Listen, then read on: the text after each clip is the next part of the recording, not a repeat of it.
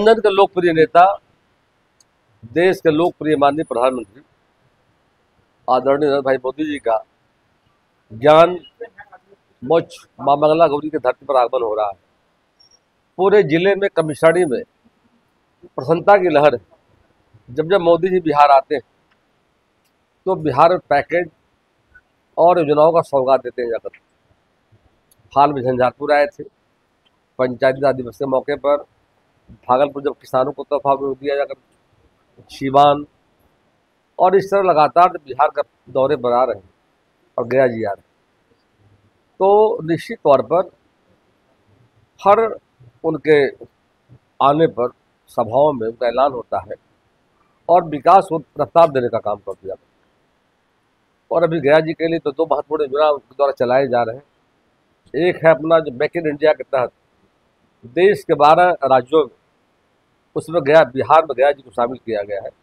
डोभी के पास औद्योगिक गलियारा बन रहा है और वहाँ पर लगभग 1607 करोड़ की राशि और 1760 एकड़ लैंड एक्वायर कर लिया गया। राज्य सरकार के द्वारा वन विभाग की जमीन दी गई जाकर आने वाले समय में निविदा हुआ है और वहाँ पर textile industry, leather, pharmacist, IT, ऐसे अनेक इंडस्ट्री आ रहे हैं जाकर। उसी तरह देख रहे गया जी के लिए, गया जी तीर्थ स्थल जहाँ पूरे हिंदू धर्मावलंबी के लोग पिंडदान करने, तर्पण करने आते हैं। अंत सलीला फल्गु नदी के रात अपने पूर्वजों की आत्मा का शांति को लेकर भगवान श्री राम भी आए थे, माँ सीता आई थी, भगवान लक्ष्मण भी आए थे। इतिहास है अपने पिताश्री दशरथ जी को श्राद्ध तर्पण करने को याद करने आए थे। अब वहाँ पर माननीय मोदी जी के प्रयास पर और जिस तरह उज्जैन महाकाल काशी विश्वनाथ कॉरिडोर का मतलब निर्माण हुआ है, उसी तरह आने वाले समय में भगवान विष्णु की पावन नगरी गया और भगवान बुद्ध की ज्ञान स्थली बोध गया, माँ मंगला गौरी सहित गया जी के तमाम जो तीर्थ स्थल हमारे हैं, सबका सौंदर्यीकरण होगा, जीर्णोद्धार होगा जाकर। सनातन धर्म के लोग प्रतिवर्ष लाखों की संख्या में आते हैं जाकर। और जब मोदी की सरकार पहली बार आई थी तो गया जी को हृदय योजना में शामिल किया था। देश के 12 राज्यों को शामिल किया गया था, शहरों को। उस समय हृदय योजना के तहत अक्षयवट, ब्रह्म सरोवर, बैतरणी, विष्णुपद, देवघाट, बोधगया, इस सभी जगहों पर काफ़ी डेवलपमेंट हुए जाकर। और अभी भारत सरकार के द्वारा 12 अरब का मैंने प्रस्ताव आया है जाकर, DPR की प्रक्रिया में जाकर। तो इस तरह से उनके आने से विकास को रफ्तार मिलेगा। और जब से सरकार बनी है केंद्र में माननीय मोदी जी की अगुवाई में और बिहार में की सरकार, दोनों सरकार का एक उद्देश्य है डेवलपमेंट, विकास। और हमारा मानना है कि बिहार के स्वर्णिम काल है, गोल्डन पीरियड, एक ही सरकार दोनों है और दोनों का उद्देश्य है विकास को रफ्तार देना जाकर। हम जहाँ बैठे हुए हैं, एक समय इस सड़कों की हालत क्या थी। मैं पथ निर्माण मंत्री बना और बैजू धाम में पुल दिया हमने जाकर, करीब लगभग 35 किलोमीटर दूरी कम गई। मथुरापुर करवाई को आते थे लोग और अब सीधे बैजू धाम से लोग गुरुवार है। समय की बचत। परैया में पुल नहीं था, 4 खंभा खड़ा था, पुल का निर्माण हुआ।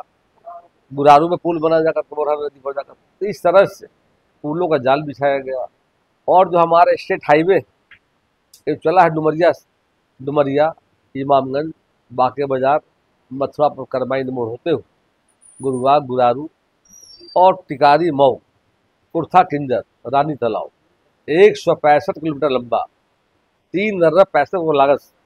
मैं पथ निर्माण मंत्री थी और आज डुमरिया के लोगों, इमामगंज, बाके बाजार, गुरुवार के लोगों यात्रा आसान हो गया पटना जाना जाकर। अभी Amas Darbhanga greenfield bridge express में मतलब काम जारी जा करके, वाराणसी से कोलकाता वो भी जारी जा करके, यानी 15 घंटा लगता है बनारस जाने में, वहाँ कोरोना। अब 7 घंटे की यात्रा होगी।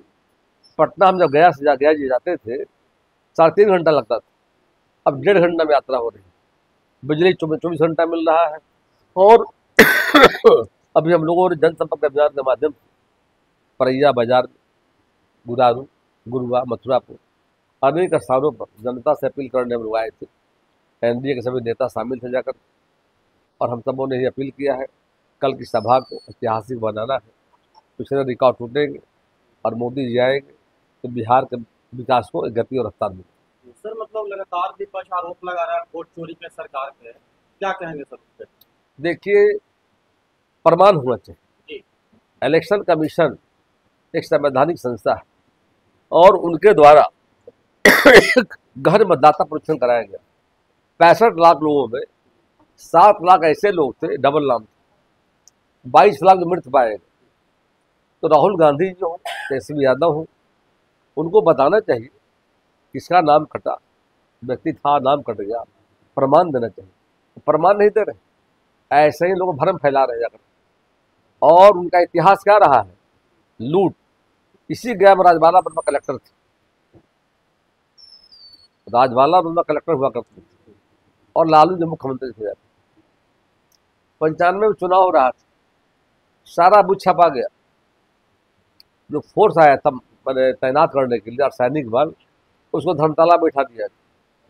हमने मांग के दोबारा चुनाव दे दिया ये और जीते दोबारा चुनाव करके। इनको लोकतंत्र विश्वास नहीं है।